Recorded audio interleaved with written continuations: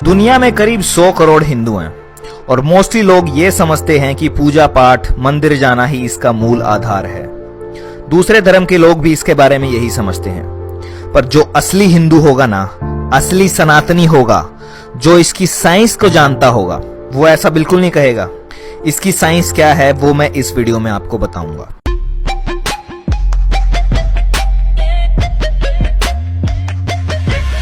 इसकी साइंस इतनी गहरी है कि दुनिया भर के बड़े बड़े क्वांटम फिजिसिस्ट, मॉडर्न साइंटिस्ट ने हिंदुइज्म के वेद उपनिषद पढ़े हैं, अध्ययन किया है, जिसमें एल्बर्ट आइंस्टाइन से लेके Niels Bohr, Erwin Schrödinger, Werner Heisenberg और निकोला टेस्ला का नाम भी आता है।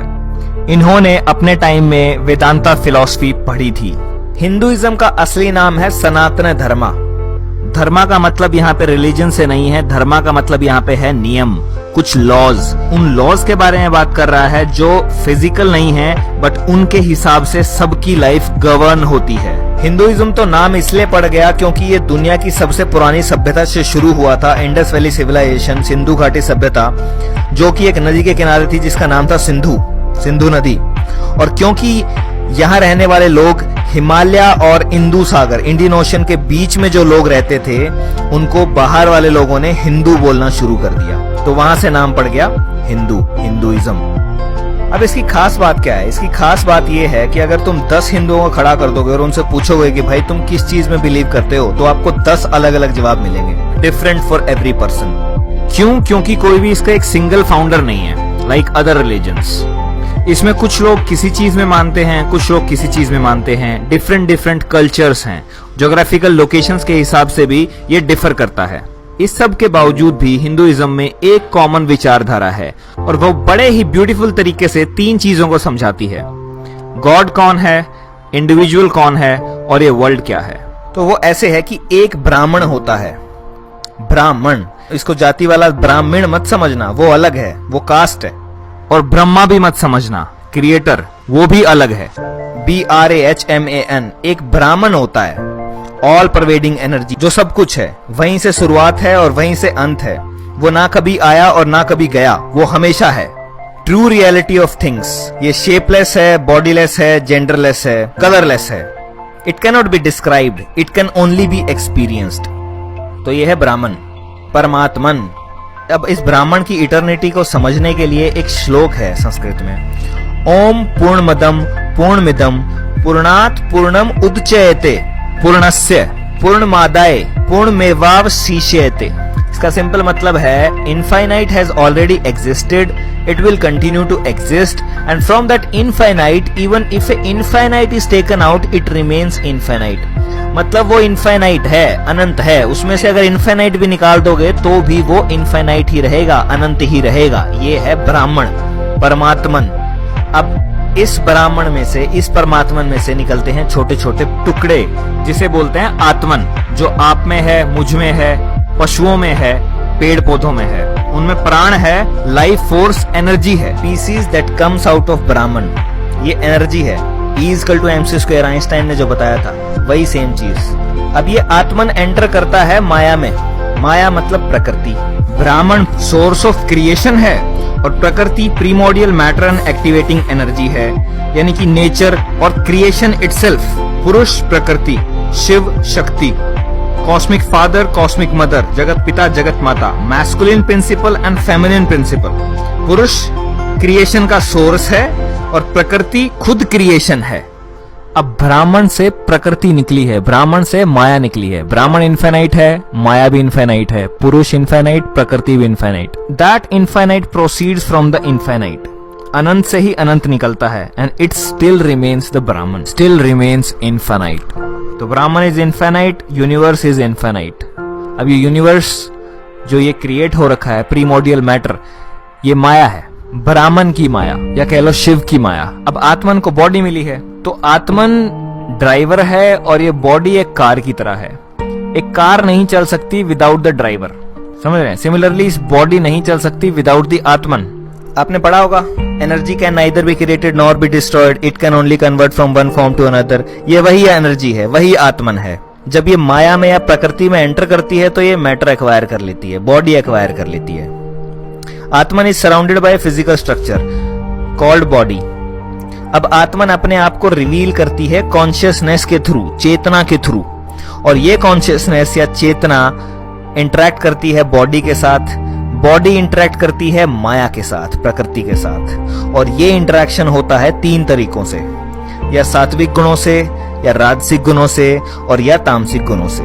हर इंटरेक्शन में कर्म जनरेट होता जाएगा। अच्छा सोचोगे, अच्छा करोगे तो पॉजिटिव कर्म जनरेट होगा, और बुरा करोगे, बुरा सोचोगे तो नेगेटिव कर्म जनरेट होगा। अब ये जो आत्मन है, एनर्जी है, इसके लिए श्लोक है जो गीता में कृष्ण ने बोला है, नैनम छिदंती शस्त्राणि नहनम दहति पावक, न चैनम क्लदयन्ते आपो न शोषयति मारुत। ना शस्त्र आपको काट सकता है, ना अग्नि आपको जला सकती है, ना जल आपको गीला कर सकता है, और ना ही हवा आपको सुखा सकती है। आत्मा अमर है, अजर है, सर्वज्ञ है, सनातन है। जिस तरह से हम कपड़े बदलते हैं, उसी तरीके से आत्मा एक शरीर छोड़कर नया शरीर धारण कर लेती है। और जब ये आत्मन माया में एंटर करता है तो इस माया के अंदर आपका साइकिल स्टार्ट हो जाता है कर्म का। मतलब इस रेक्टेंगल के अंदर लिखा हुआ है लॉ ऑफ कर्मा। मतलब आत्मन ने यहाँ पे एंटर किया और उसका कर्म साइकिल स्टार्ट हो गया। यहाँ से ये आत्मन ने माया में एंटर किया, यहाँ पे जन्म हुआ, birth, disease, old age, death, birth, disease, old age, death, birth, disease, old age, death. ये चलता रहेगा, चलता रहेगा, चलता रहेगा, चलता रहेगा। बार बार जन्म होता रहेगा, बार बार मरते रहेंगे, बार बार जन्म होता रहेगा, मरते रहेंगे। ये इसकी कोर फिलोसफी है। अब जिस तरीके से फेसबुक के सर्वर होते हैं, वो सब कुछ रिकॉर्ड करते हैं कि कहाँ से आया, कितने बजे आया, क्या क्लिक किया, क्या लाइक किया, क्या कमेंट किया, क्या लाइक करके अनलाइक किया, ये सारी चीजें वो जैसे वो रिकॉर्ड करता है। इसी तरीके से माया में इनविजिबल सर्वर्स लगे होते हैं जो हर चीज को नोट कर रहे हैं। कॉस्मिक रजिस्टर्स में आपका एक एक कर्म नोट होता है, रजिस्टर्स में चढ़ता जाता है, पॉजिटिव और नेगेटिव का बैलेंस बनता चला जाता है। जब शरीर की मृत्यु होती है, उस समय आत्मा का जो भी विचार रहता है और उसके कर्म कैसे थे, उसके हिसाब से अगला जन्म डिसाइड होता है। अब देयर आर 6 कैटेगरीज जिसमें जन्म होता है, और ये इवोल्यूशन के हिसाब से हुआ है। अब 6 तरीके की रियलिटी है इस 3 डायमेंशनल वर्ल्ड में। पहली है एक्वेटिक, सारे पानी वाले। दूसरी है इंसेक्ट्स एंड रेप्टाइल्स, रेंगने वाले छोटे कीड़े मकोड़े। तीसरी है प्लांट्स। चौथी है एनिमल्स। पांचवी है बर्ड्स, और छठी है ह्यूमंस। अब सनातन धर्म ये बिलीव करता है, सनातन का मतलब है इटर्नल, टाइमलेस। उसमें ये बिलीफ है कि जो ह्यूमंस हैं सिर्फ वो ही कर्म जनरेट करते हैं, क्योंकि जो कीड़े मकोड़े हैं या फिर कुत्ता बिल्ली हैं, they are not aware of itself. वो सिर्फ इंस्टिंक्ट्स के आधार पे काम करते हैं, उनका कर्मा जनरेट नहीं होता, उनका कर्मा काउंट नहीं होता है। तो नेगेटिव कर्म जनरेट करोगे तो नीचे की दुनिया मिलेंगी, नीचे के रियलिटीज मिलेंगी, और नीचे सिर्फ कोई कर्म जनरेट नहीं हो सकता है, वहां सिर्फ कर्म भोग सकते हो, वहां कोई कर्म जनरेट नहीं होता है। तो अभी तुम्हें ह्यूमन बर्थ मिला है तो तुम्हारे कर्म बहुत अच्छे थे, इसलिए तुम इंसान बने, क्योंकि सिर्फ ह्यूमंस के पास फ्री विल है, चॉइस है कर्म जनरेट करने की। ये हिंदुइज्म के बेसिक थॉट्स हैं, और ब्रह्मा विष्णु महेश तो अभी तक आए भी नहीं। जो लोग सोचते हैं कि हिंदुइज्म का मतलब सिर्फ मंदिर जाना, पूजा करना है, भक्ति करना है, इसकी पीछे की साइंस क्या है उसको जानो। और ये सबसे पुराना रिलीजन होने के बावजूद भी आज तक इसीलिए खड़ा है क्योंकि ये सनातन है, टाइमलेस है, इसको कोई मार नहीं सकता। कितनी भी कोशिश कर लो इसको मारने की, फिर से उठ के खड़ा हो जाएगा, क्योंकि ये तो सिर्फ एक विचार है। और यही एक रीजन है कि ये आज तक भी जिंदा है। बाकी कितने धर्म आए और खत्म हो गए, बट ये आज भी सबसे पुराना होने के बावजूद भी 100 करोड़ लोग इसे फॉलो करते हैं। चलो आगे बढ़ते हैं। अब आत्मा के कर्म के हिसाब से अगला जन्म मिलता है। तो अब जो ह्यूमन लाइफ मिली है, इसमें अच्छे कर्म कर लो, वरना नीचे जाओगे। अपना कार्मिक बैलेंस सुधार लो, और नीचे जाओगे तो केवल बुरे कर्म खत्म होते जाएंगे, नए कर्म अन नहीं हो सकते क्योंकि चॉइसेस नहीं है। और अगर आत्मा के कर्म अच्छे हैं तो आपको ये सेंट्रल फिलॉसफी समझ में आएगी। तो कुछ नॉलेज एक्वायर करने के बाद और कुछ स्क्रिप्चर्स पढ़ने के बाद आपको ये समझ में आएगा कि आप एक साइकिल में फंस गए हैं, आपकी डेस्टिनी कहाँ है। तब आप पूरी पावर लगाएंगे इस साइकिल से बाहर निकलने के लिए और अल्टीमेटली मोक्ष अटेन करने के लिए। और मोक्ष सिर्फ मरने के बाद अटेन नहीं होता है, मोक्ष यहाँ रहते रहते मिल जाता है। जब आप ये अच्छे कर्म और बुरे कर्मों से ऊपर उठ जाते हैं, निष्काम कर्म करने लग जाते हैं, तो आपको यहाँ रहते रहते मोक्ष मिल जाता है। आपको ये रियलाइजेशन हो जाता है कि आप आत्मा हैं, और ये रियलाइजेशन हो जाता है कि आत्मा ही परमात्मा है। अद्वैत वेदांता के अकॉर्डिंग तत्त्वम असि, दैट दो आर्ट, मतलब आत्मन इज ब्राह्मण, आत्मा ही परमात्मा है, उसी का हिस्सा तो है, वही तो है। और मोक्ष अगर मिल गया तो आप वापस चले जाएंगे ब्राह्मण के पास, जहां से आप आए थे, परमात्मन के पास, which is the reality of all human beings. But हर कोई इस चीज के लिए अवेयर नहीं हो सकता। जो अवेयर नहीं हो सकता उनके लिए endless cycle of birth death चलता रहेगा। अब ये क्यों हो रहा है? बिकॉज दिस संसार, this world is a Maya, temporary material reality which confuses आत्मन। ये माया आत्मा को कंफ्यूज कर देती है, और ये टेम्परेरी मटेरियल रियलिटी है, ये सच्चाई नहीं है। माया का मतलब है दैट विच इज नॉट, जो है ही नहीं। और जो लोग इसे नहीं समझ पाते वो राजसिक और तामसिक कर्मों में बंध जाते हैं और अल्टीमेटली कोई मुक्ति नहीं मिलती उन्हें। अब एक तरफ तो ये चल रहा है, दूसरी तरफ ये यूनिवर्स खुद से क्रिएट होता है, नर्चर होता है और डिस्ट्रॉय होता है। This has been discovered by 21st century scientist. Big bang, universe expansion and then big crunch. But ये नॉलेज तो हिंदुओं ने 10,000 साल पहले निकाल दी थी कि यूनिवर्स क्रिएट होगा, एक्सपैंड होगा और अल्टीमेटली डिस्ट्रॉय हो जाएगा, अगेन क्रिएट होगा, एक्सपैंड होगा और अल्टीमेटली कोलैप्स हो जाएगा। माया हिस्सा है इस यूनिवर्स के बनने, बढ़ने और बिगड़ने का। संसार, माया, जो इस ब्रह्मांड के अंदर है, वो 4 साइकिल्स के अंदर चल रहा है। सतयुग, त्रेता युग, द्वापर युग, कलयुग, जिसकी रेशो 4:3:2:1 की है, कि जितना टाइम कलयुग का लगेगा उससे 4 गुना सतयुग का होगा, 3 गुना त्रेता का होगा और 2 गुना द्वापर का होगा। अब ये चक्रियां चल रही हैं, इन चक्रियों के अंदर आत्मन की चक्रियां चल रही हैं, लाइफ एंड डेथ की, life and death, life and death, life and death. तो 2 चीज कंटिन्यूअसली इसके अंदर साथ के साथ चल रही हैं। बड़ा युगा साइकिल चल रहा है, यूनिवर्स बन रहा है, बढ़ रहा है, बिगड़ रहा है, और साथ के साथ माया के अंदर आत्मन के साइकिल चल रहे हैं। एक और अच्छी इंफॉर्मेशन मैं आपको दे देता हूँ कि 2012 में ये कलियुगा खत्म हो चुका है और हम दोबारा से द्वापर, त्रेता और सतयुग की तरफ जा रहे हैं।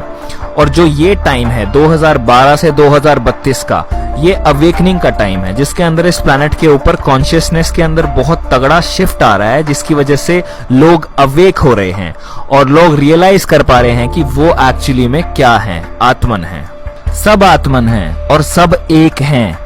चाहे आप किसी भी धर्म को मानने वाले हों, बट अल्टीमेटली हम सब एक हैं। यही एक रीजन है कि कभी भी हिंदुइज्म ने किसी को कन्वर्ट नहीं किया, क्योंकि वो जानते थे कन्वर्ट क्या करना, सब एक ही तो है। चाहे वो माने किसी भी चीज को, बट ट्रुथ को चेंज नहीं किया जा सकता, वो एक ही है। तो सिंपली ये बोल रहा है कि आपकी लाइफ आपके कर्म पे डिपेंड करती है, जैसे कर्म करोगे उसके हिसाब से आपको रिजल्ट मिल जाएंगे। अब इस कंसेप्ट के सिमिलर टर्म्स पे एक मूवी बनी है जिसका नाम है मैट्रिक्स, जिसने इस रियलिटी को ही क्वेश्चन कर दिया कि रियल क्या है, जिसके अंदर नियो, जिसका मतलब है 1, NEO, मॉर्फियस नियो को यही समझा रहा है पूरी मूवी में कि तुम एक एंडलेस साइकिल के अंदर फंस गए हो, तुम मैट्रिक्स में फंस गए हो, माया में फंस गए हो और इस साइकिल से निकलना है। तो जब नियो एनलाइटनमेंट अचीव करता है, वो गोलियों को रोक देता है अपनी तरफ आते हुए, सब कुछ कर देता है, वो पता नहीं ऐसी ऐसी चीजें कर सकता है जो ह्यूमनली पॉसिबल ही नहीं है, जो या तो कृष्णा ने अपने टाइम में की थी या राम ने अपने टाइम में की थी। और इस कंसेप्ट को समझने के बाद जब आप वो मैट्रिक्स मूवी देखेंगे तो आपको और क्लियरली समझ में आएगा कि ये कंसेप्ट भी और वो मूवी भी। तो एक संस्कृत में सेइंग है, ब्राह्मण सत्य जगत मिथ्या, means Brahman is real and this world which you experience through your senses is just myth।